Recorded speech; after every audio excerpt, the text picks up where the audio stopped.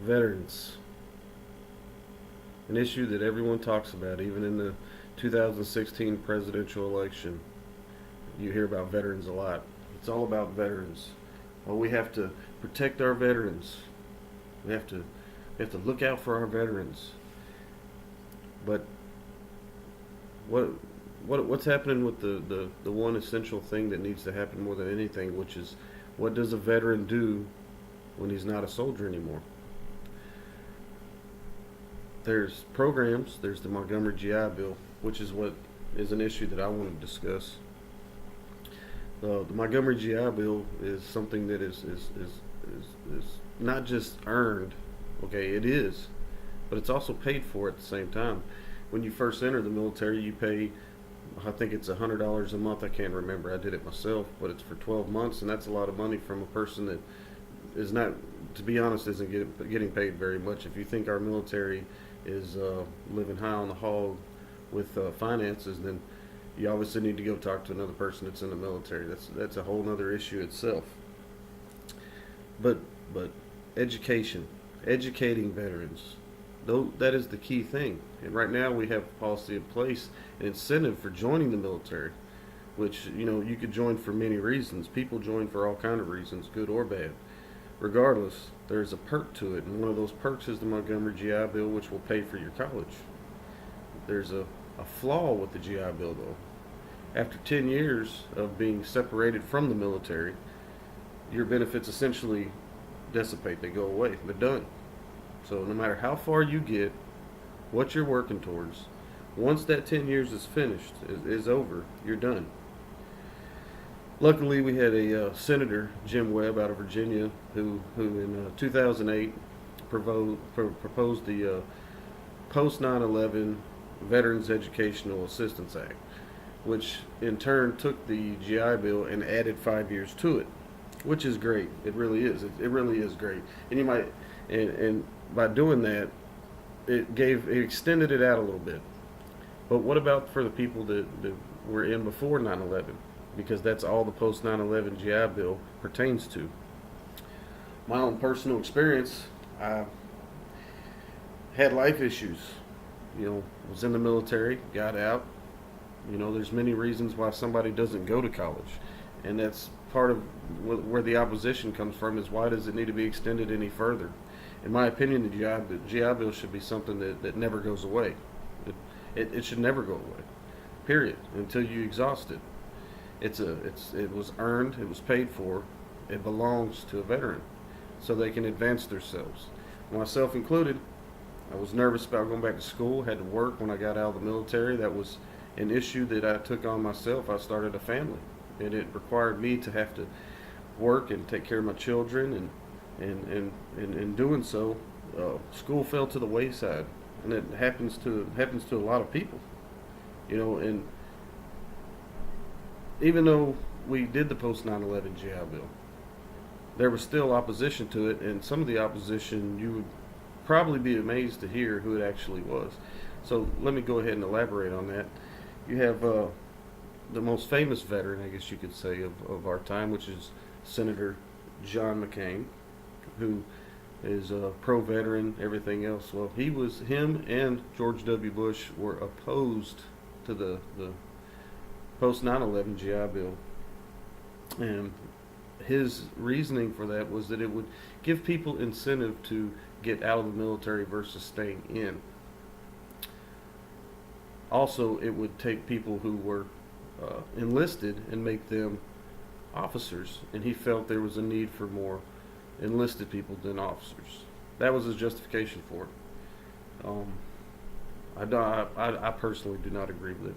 I don't agree with it at all. But whenever him and George Bush were opposed to it, a certain quote came to mind from Teddy Roosevelt, a former president, which was complaining about a problem without proposing a solution is also considered whining. So if you're going to oppose something that's for veterans that you're supposedly for, why not propose a solution if you don't like the one that's put in front of you? Well, the bill did pass, and in large part, it was because Senator Webb himself was in a floor debate before his act actually became a bill or anything. It was just proposed, or before it became an act, it was a bill, and it was Bill S.22. Okay, and it can be found there in the Pedigo statement that catalog the whole floor debate.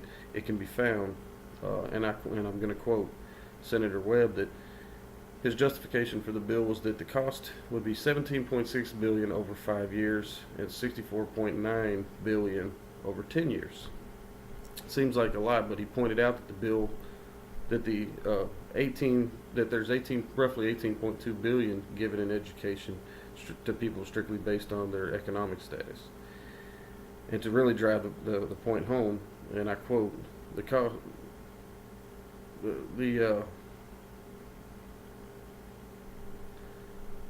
the costs are negligible when compared to the cost of fighting in Iraq and Afghanistan. At an average of $15 billion a month. Therefore, the S.22 post 9/11 would cost essentially what 1 week of fighting in Iraq and Afghanistan cost, except for it would cover it for 10 years. So, with that being said, the reasons that people still opposed it because of, well, why do people need more time? Why do they, I already suggested life changes, everything else, with children and families, and families is really a big deal because it takes a lot of money. It takes a lot of money to raise children. There was a article that was put out called "The Rising Cost of Raising Children" by Allison May, and it was for the state legislatures magazine, and it suggested that on average, the average parents will spend $245,340 to raise a child, him or her, to the age of 18. So it's not cheap, especially like myself. I have 3 children, so we're tapping on $1 million door before they, by the time they turn 18. It's not out of this world either. Trust me, it costs a lot of money, a lot of money. Also, another reason would be simply that there's people that once they come back from being at war, there's really no timeline on what it's going to take for them to get right. There's certain things that happen that are just traumatizing. And a quote from Carl Blake with the National Legislative Director of Paralyzed Veterans of America, many veterans returning may not be emotionally ready right away to start school. This could take many years.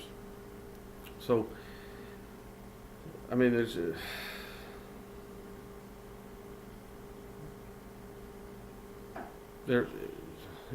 something that just needs to be addressed straight out.